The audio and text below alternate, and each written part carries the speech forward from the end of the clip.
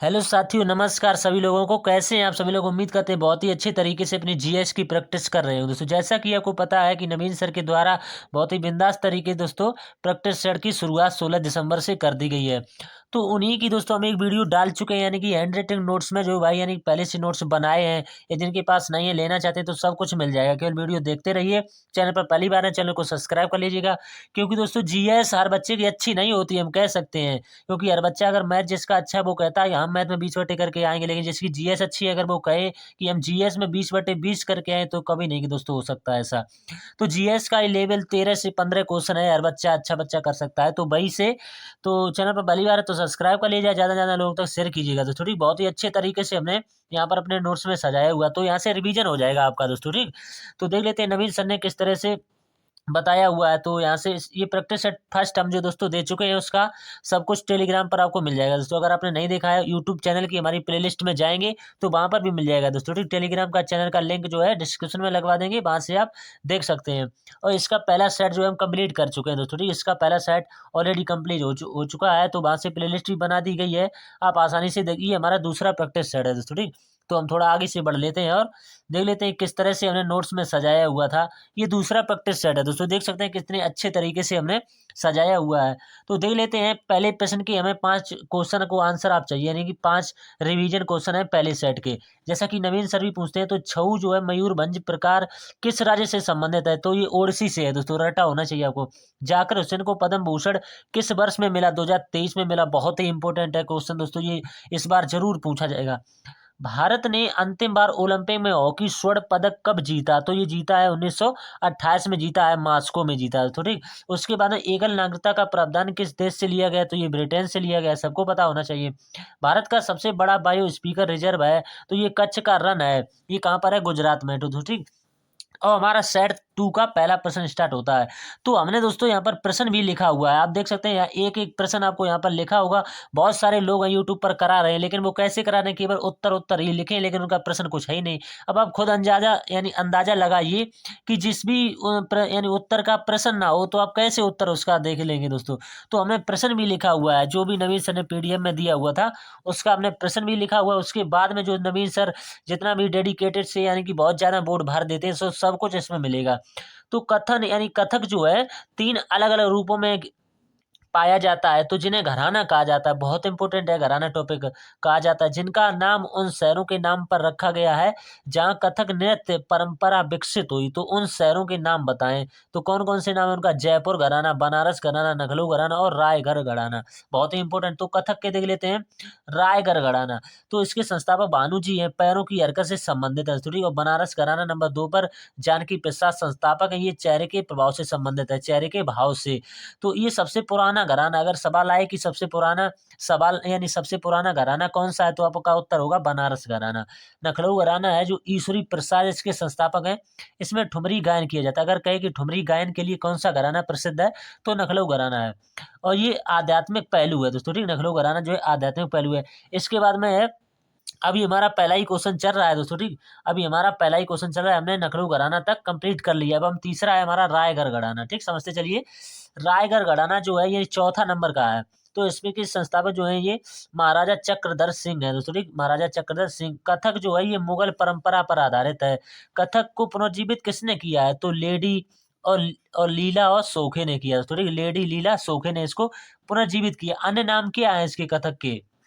नटवरी, नटवरी इसको कह सकते हैं। ठीक, कथाकारों का नृत्य कह सकते हैं। इसके कलाकार देख लेते हैं, कथक नृत्य के कलाकार कौन से? बिरजू महाराज। यानी कि महाराज शब्द जिसमें भी जुड़ जाता है वो कथक से हो जाता है। तो ठीक, बिरजू महाराज, लच्छू महाराज हो गया, और यहाँ पर चंद्रलेखा है, और सुखदेव महाराज हैं, सरस्वती सेन है, और प्रेरणा श्रीमाली है दोस्तों। ठीक, प्रेरणा श्रीमाली, रोशन कुमारी है, सितारा देवी है। आपका सितारा कब बुलंद होगा? नवीन भैया कहते हैं कि आपका सितारा कब बुलंद होगा? जब आप थकेंगे नहीं, तभी तो आपका सितारा बुलंद होगा। चंद्रलेखा, वंदना, और यहाँ पे वाद्य यंत्र इसमें कौन से बजाए जाते हैं? घुंघरू, चक्कर, और कहानी इसमें कौन सुनाते हैं? पंडिती यानी इसमें कहानी सुनाते हैं। तो दूसरा यानी पहला प्रश्न में इतनी डिटेल थी। अब दूसरा प्रश्न है, इसके बाद यहाँ पर लिखा हुआ है, यहाँ पर निम्न में से कौन सा जम्मू कश्मीर का लोक नृत्य है? तो ये डलहम जो है, यानी डलहम जो है यहाँ से जम्मू का यानी कि लोक नृत्य है दोस्तों। ठीक, इसके बाद में और है जम्मू की एकाद है, मंदजाल है, कूद है, हफीजा है, और यहाँ से ये रऊफ है। अब उत्तराखंड के देख लें तो कुमायूं है, चाचरी है दोस्तों, ठीक, छोपती, घोंगटी। और यूपी का बहुत ही इंपॉर्टेंट है चरकुला, जो कहाँ पर किया जाता है, ब्रज क्षेत्र में किया जाता है दोस्तों, ठीक, ये ब्रज क्षेत्र में किया जाता है, आप देख सकते हैं यहाँ पर, ठीक। इसके बाद में हम कहाँ पर पहुंच चुके थे, चरकुला तक पहुंच गए। इसके बाद में केरल के देख लेते हैं दोस्तों, ठीक, केरल के सेवाकली कथकली का अभ्यास होता है इसमें। एमपी के जवारा, मटकी, फूलपत्ती और चटकोरा है। महाराष्ट्र का तमाशा बहुत इंपॉर्टेंट है, लावड़ी, कोली और लेजिम। नकटा बहुत इंपॉर्टेंट है। मणिपुर का गांगटा, लाई, हरोबा और जागोई बहुत इंपॉर्टेंट। मेघालय के लाहो बहुत इंपॉर्टेंट है। नोंगक्रोम बहुत इंपॉर्टेंट है और बांग्ला, ये बहुत ही इंपॉर्टेंट है। अब हमारा दूसरा प्रश्न यहाँ से हो सकता है कि यहीं पर एंड हो, ऊपर थोड़ा देख लेते हैं और होगा अभी। फिर यहाँ से ये पंजाब में कौन कौन से होते हैं, गिद्धा बहुत इंपॉर्टेंट है। जूली, राजस्थान कालबेलिया, घूमर, पनिहारी, सिक्किम का मारूनी। इसके बाद में है तासी शब्दों में दोस्तों, यानी सिंधी, सिंधी छम भी है यहीं का, और तासी शब्दों में। अगला क्वेश्चन है क्वेश्चन नंबर 3, छठ पूजा निम्न में से किस भगवान को समर्पित है, तो ये सूर्य देव को बहुत इंपॉर्टेंट है। जो बिहार में होता है छठ पूजा, आप जानते हैं।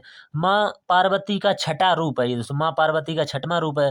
कार्तिक माह शुक्ल पक्ष छठी को ये मनाया जाता है थोड़ी। और बिहार के देख लेते हैं, सामा चकेवा, पक्षी प्रवास और बिहुला है, जीतिया है दोस्तों, सरहुल, आदिवासी नववर्ष है। ये 4 दिन मनाया जाता है ये दोस्तों, बहुत ही इंपॉर्टेंट है।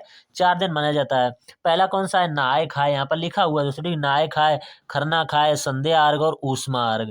छठ गीतों की जो गायिका है, हाल ही में इनका निधन हो गया, इसलिए क्वेश्चन मोस्ट इंपोर्टेंट बन सकता है। शारदा सिन्हा, इनका निधन हुआ, इनको पीएस यानी पद्म श्री, यानी कि पद्म श्री कह सकते हैं, 1991 में मिला है। पद्म भूषण इनको कब मिला है, 2018 में मिला है दोस्तों। पीबी और पीएस से नवीन भैया ने डिनोट किया, तो हमने भी डिनोट कर दिया है। क्वेश्चन नंबर 4, निम्न में से कौन सुरबहार वाद्य यंत्र में महारत हासिल करने वाले एक उत्कृष्ट वादक हैं, तो वो कौन है, उस्ताद इमरत खान है दोस्तों, ठीक, उस्ताद इमरत खान है। इसके बाद अल्लाह खान की बेटी अन्नपूर्णा देवी बहुत इंपॉर्टेंट है दोस्तों, यानी सुरबहार भी है। इसके बाद अलाउद्दीन खान किसके बेटा है, अलाउद्दीन खान जो बेटा है वो अली अकबर खान के बेटा है दोस्तों, ठीक, ये भी आप बात नोट कर लें। इसके बाद में अली अकबर के 2 बेटे हैं, कौन कौन से हैं, आशीष खान और आलम खान है। ये दोनों कौन से जो वाद्य यंत्र बजाते हैं, सरोद बजाते हैं थोड़ी। अब्दुल करीम खान, ये किराना घराना के संस्थापक हैं। सरोद सम्राट बहुत इंपॉर्टेंट नाम है दोस्तों, सरोद सम्राट में कौन सा, अमजद अली खान बहुत ही इंपॉर्टेंट है। ये 2014 में नोबल कॉन्फ्रेंस से जुड़े हुए थे। इनके भी यानी अमान अली, इनके 2 बेटे अलाम यानी अमान अली हैं और अमान अली है, यानी कि दोनों में थोड़ा थोड़ा सा डिफरेंस है दोस्तों, ठीक। तो आगे बढ़ लेते हैं और देख लेते हैं, ये हमारा पहला पेज कंप्लीट हो चुका है। अगले पेज पर बढ़ लेते हैं। यहाँ से हमारा 5वां क्वेश्चन लिखा हुआ है दोस्तों, ठीक। एक फुटबॉल मैच की 2 समान अवधि तक चलता है, तो कब तक चलता है, 45 मिनट तक चलता है, तो ठीक, यानी 45 मिनट चलेगा। फिर यहाँ पर 15 मिनट का गैप होगा, फिर यहाँ पे टोटल 90 मिनट और प्लस का 30 एक्स्ट्रा मिनट।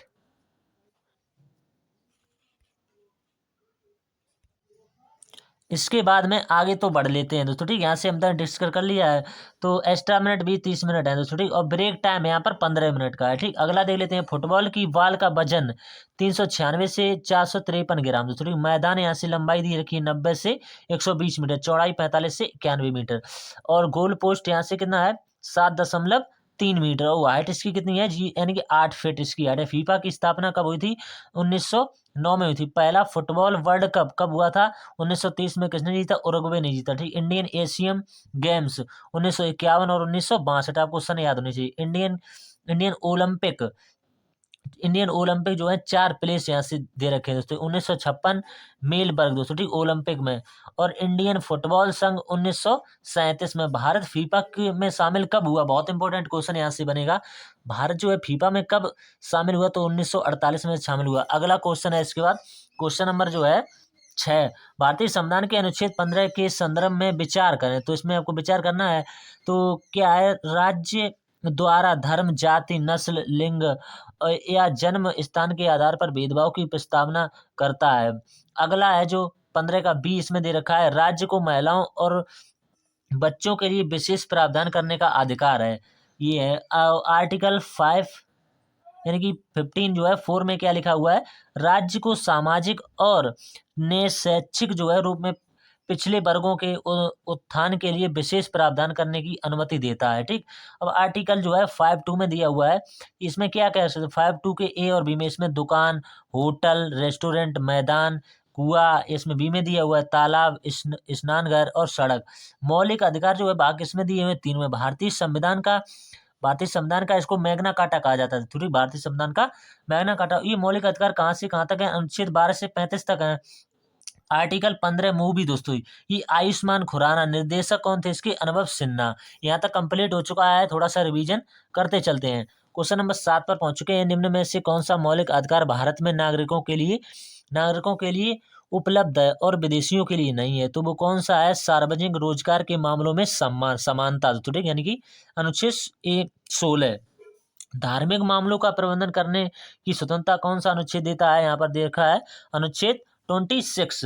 कुछ कुछ जो है मामलों में गिरफ्तारी और कैद के लिए विरुद्ध संरक्षण कौन सा है? अनुच्छेद 22 है। जीवन और निजी स्वतंत्रता का अधिकार जो है कौन से में है?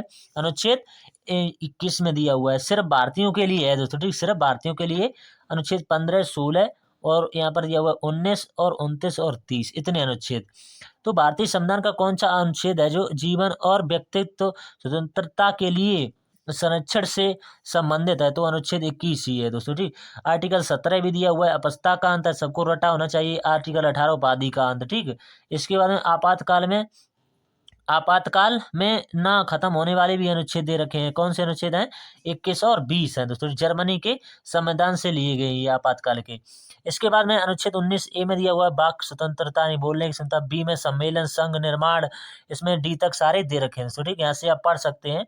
इसके बाद में है 9 क्वेश्चन। वास्तविक गुंबद और मेहराब वाली पहली संरचनात्मक निम्नलिखित में से किस भवन में पाई जाती है? तो इसमें किसमें पाई जाती है? सुल्तान बलबन का मकबरा दोस्तों, ठीक, सुल्तान बलबन का मकबरा। इंडिया का पहला मकबरा है दोस्तों, ठीक, यानी इंडिया का पहला मकबरा सुल्तानगढ़ी का मकबरा इसको कहते हैं। महमूद की याद में इल्तुतमिश ने बनवाया था दोस्तों, ठीक, महमूद की याद में बनवाया गया था। तो यहाँ से हमने पढ़ लिया मेहरौली नई दिल्ली में है दोस्तों। ये कहाँ पर है? नई दिल्ली में है। यहाँ पर देख सकते हैं, ये लिखा हुआ है नई दिल्ली। इसमें बलबन को दिल्ली की इनमें से किस सुल्तान के शासनकाल में वास्तविक शक्ति प्रदान की थी? तो किसने की थी? नसीरुद्दीन महमूद ने दोस्तों। 1246 से 66 तक है। बलबन का दामाद ही था, इसको कह सकते हैं। यानी नसीरुद्दीन कौन था? बलबन का दामाद था। टोपी सीकर, सल्तनत काल का ऑरेंज, इसको यानी औरंगजेब इसको कह सकते हैं। को नायब ए मुनाकी कात भी कह सकते हैं। तो बलबन यहाँ पर इसका शासनकाल दिया हुआ है 1265 से 87 की पॉलिसी है इसकी दोस्तों। ये इसकी पॉलिसी दी है, इनको आप पढ़ सकते हैं आसानी से, ठीक। हम वीडियो ज़्यादा लंबा नहीं करने चाहते हैं दोस्तों, हमारे क्वेश्चन जो है यहाँ से खत्म हो रहे हैं। 10 क्वेश्चन तक हमने डिस्कस कर लिया। अब अगला प्रश्न देख लेते हैं इसके बाद। जलाउद्दीन खिलजी के लिए इस्तान को अपनी राजधानी बनाया, यानी कब उसने राजधानी बनाया? तो किलाखरी को अपनी राजधानी नई दिल्ली से बनाया दोस्तों, यहाँ पर लिखा हुआ है ये। इसके बाद में है, ये सभी फैक्ट आप पढ़ सकते हैं। खिलजी वंश की संस्थापना दी है यहाँ से। और टाइटन किस ग्रह का सबसे बड़ा चंद्रमा है? तो ये नेपच्यून का है। इसके बारे में सब कुछ दे रखा है। सर्वाधिक उपग्रह किसके हैं? शनि के हैं, फिर बृहस्पति के हैं, फिर बुध के 0 हैं, मंगल के 2 हैं, शनि का टाइटन है, यूरेनियम टाइटेनियम है दोस्तों। ये सब आप पढ़ सकते हैं, ठीक। यहाँ से थोड़ा आगे बढ़ लेते हैं। यहाँ पर सभी के क्रम भी दे रखे हैं दोस्तों, ठीक। यहाँ से सभी के पहले पर बुध, फिर शुक्र, फिर पृथ्वी, मंगल। यहाँ पर इनके बीच में क्षुद्र ग्रह पाए जाते हैं, पृथ्वी, शनि, अरुण और बृहस्पति। ये क्वेश्चन बहुत ज्यादा पूछा जाता है। क्षुद्र ग्रह किनकी कक्षा के बीच में पाए जाते हैं? तो वो पाए जाते हैं मंगल और बृहस्पति के बीच में, ठीक। ये सभी आप फैक्ट पढ़ सकते हैं यहाँ से। भारत का निम्नलिखित में कौन सा बंदरगाह एक खुला समुद्री बंदरगाह? तो वो है मुंबई। ये सबसे बड़ा भी बताया गया दोस्तों, ठीक, सबसे बड़ा। सेकंड पर चेन्नई है। विशाखापट्टनम सबसे गहरा है। भारत का पहला नवीनीकृत बंदरगाह जो एन्नोर है। तो यहाँ से सभी फैक्ट आप पढ़ सकते हैं, आपको क्लीन दिख रहा होगा। अगला है 15-21 पंचवर्षीय योजना में भोजना, यानी कि भोजन जो है कार्य और उत्पादन का नारा इस्तेमाल किया गया, तो वो 7वीं में किया गया था। यहाँ से पंचवर्षीय योजना बहुत इंपॉर्टेंट है, सभी यहाँ से आप स्क्रीनशॉट ले सकते हैं दोस्तों, ठीक, सभी दे रखी हैं, आप पढ़ सकते हैं। पढ़ने से में कोई फायदा नहीं है दोस्तों, ट्राई मी बेस्ट होगा। यहाँ से सभी दे रखी हैं, प्रथम सेकंड यहाँ से सभी दे रखी हैं दोस्तों, ठीक। अगला है 1950 योजना आयोग जो है 2015 में नीति आयोग। कौन सी पंचवर्षीय योजना जो अनावश्यक वृद्धि और 2 युद्धों के बीच में प्रभावित हुई थी, वो तीसरी पंचवर्षीय योजना हुई थी दोस्तों, ठीक है। युद्ध चल रहे थे, भारत पाकिस्तान युद्ध, दोस्तों सभी यहाँ पर लिखे हुए थे। और भी सूखा भी पड़ गया था, तो सभी फैक्ट यहाँ पर लिखे हुए हैं। अगला है, देख लेते हैं। इस पर आपको पीडीएफ मिल जाएगी दोस्तों, जो भाई पीडीएफ लेना चाहें इस पर एमएचजी कर देंगे, उनको पीडीएफ बिंदास तरीके से दिया जाएगा दोस्तों, ठीक। अगला है इसके बाद में 17 क्वेश्चन। मायोपिया को के रूप में भी जाना जाता है, तो इसको निकट दृष्टि उसके रूप में भी जाना जाता है। तो इसमें दूर के लिए कौन सा लेंस लगाते हैं? अवतल लेंस। निकट में साफ दिखती है, दूर की धुंधली दिख जाती है दोस्तों, ठीक। तो यहाँ से देखते हैं फिर दो दृष्टि दोष को यहाँ पर ये कहा जाता है दोस्तों, ठीक। लेंस उत्तल आभासी, तो लेंस की क्षमता एसआई मात्रक इसका क्या है, डायोप्टर। दोस्तों यहाँ से सभी फैक्ट आप पढ़ सकते हैं दोस्तों, ठीक। केवल हमने अब रिवीजन के लिए ये किया है दोस्तों, ठीक। 15 ही मिनट में हम क्लास खत्म करेंगे। 19 में दिया हुआ है निम्न में से कौन सा अम्ल जो है नारियल में, नारियल के तेल में पाए, तो सभी अम्ल यहाँ पर दे रखे हैं, बहुत ही इंपॉर्टेंट है दोस्तों, ठीक। लैक्टिक अम्ल दही में, और यहाँ पर ओलिक अम्ल सभी दिए, बेंजोइक अम्ल घास में, ये सभी अम्ल दोस्तों यहाँ से दे रखे हैं। अगला है 20वां कि कोशिका की कौन सी यानी कोशिका की खोज किस वर्ष हुई थी, तो ये थी 1665 में रॉबर्ट हुक ने की थी दोस्तों। ये सभी आप फैक्ट पढ़ सकते हैं। तो वीडियो को ज़्यादा लंबा, एक और बात कहेंगे कि यहाँ से कोशिका का पावर हाउस किसे कहते हैं, इसका आंसर आप कमेंट बॉक्स में बताएंगे दोस्तों, ठीक। इसका आंसर जो है आप कमेंट बॉक्स में बताएंगे दोस्तों, ठीक। तो मिलते हैं अगले यानी कि तीसरे सेट में मिलेंगे दोस्तों, हम तीसरे सेट में मिलेंगे बहुत बढ़िया तरीके से दोस्तों, ठीक। रिवीजन करेंगे अपना आसानी से, हम भी पढ़ते हैं, आप भी पढ़ते हैं, सभी भाई लोग आगे बढ़ेंगे दोस्तों, ठीक। तो बढ़िया रहता है, सभी लोग साथ में रिवीजन करते हैं, आसानी रहती है, ठीक। तो सभी को धन्यवाद। वीडियो को ज़्यादा से ज़्यादा शेयर करें, लोगों तक अच्छा कंटेंट लगता है तो चैनल को सब्सक्राइब अवश्य कर लें दोस्तों, ठीक। नमस्कार साथियों।